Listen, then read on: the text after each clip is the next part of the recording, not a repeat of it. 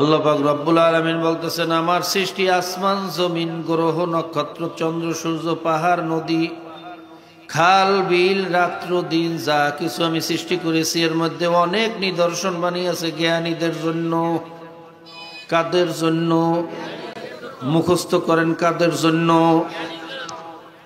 জ্ঞানী কারা? তাও আল্লাহ পাক রব্বুল আলামিন বলতেছেন, الذين يذكرون الله قياما وقعودا وعلى جنوبهم, যারা দাঁড়ানো অবস্থায়, বসা অবস্থায়, শোয়া অবস্থায়, এই তিন অবস্থা থেকে তো মানুষ খালি থাকে না, অর্থাৎ সর্ব অবস্থা আমি মাওলার জিকির বেশি বেশি করে।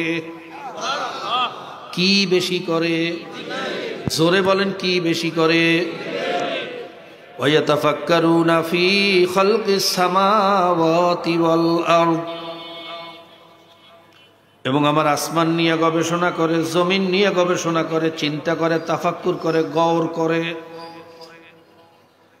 মাওলা আসমানডারে কেমনে বানাইলো, জমিনডারে কেমনে বিছাইলো, সূর্যডারে কেমনে ঝুলাইলো, এই সূর্যের ভিতরে 2 কোটি ফারেনহাইট তেজের আগুন কি দিয়া জ্বালাইলো। জোরে কোন সুবহানাল্লাহ।